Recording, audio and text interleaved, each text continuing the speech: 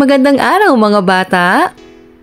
Sa aralin na ito ay matututuhan mong makilala ang mga sariling pagkilos ng may paggalang sa Diyos at mauunawaan na ito ay nagdudulot ng pagkakaroon ng mabuting asal.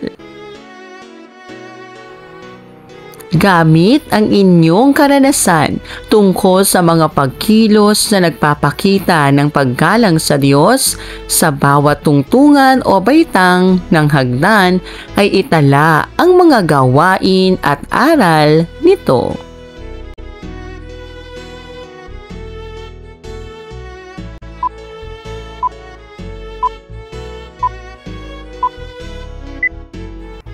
Una, pagdarasal araw-araw. Pangalawa, paggalang sa paniniwala ng iba. Pangatlo, pagtulong sa nangangailangan. Pang-apat, pagiging palakaibigan. Panglima, pagmamahal sa magulang. Punan ang talahanayan.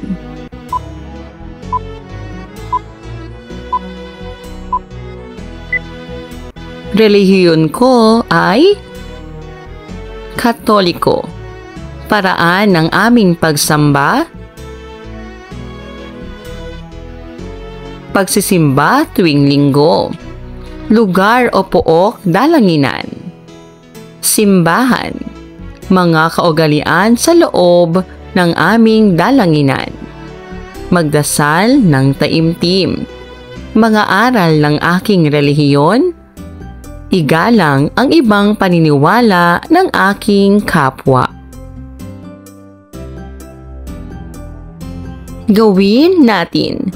Lagyan ng check ang kahon kung ang pahayag ay tama at X kung hindi. Pinahahalagahan ko ang aking buhay dahil ito ay kaloob ng Diyos.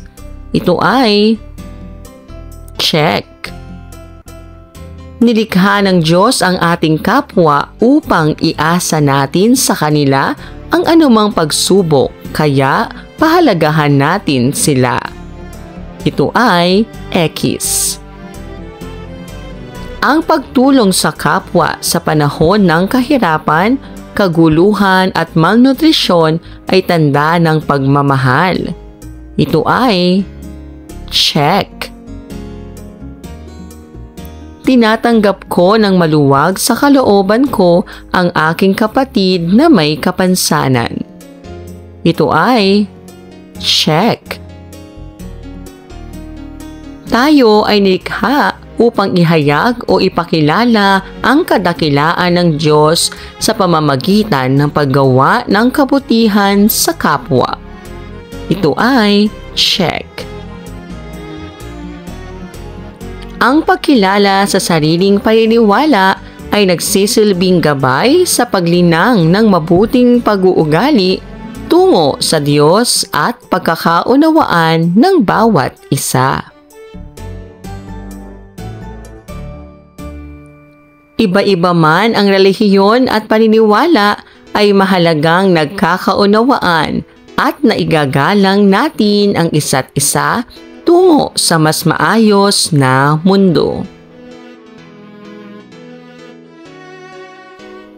Nauunawaan natin ang mga tradisyon, pagsasamahan at paniniwala habang ipinahahayag natin ang ating pananalig. Gawin natin. Isulat ang waging gawi kung tama ang pahayag at maling gawi naman kung mali ang pahayag.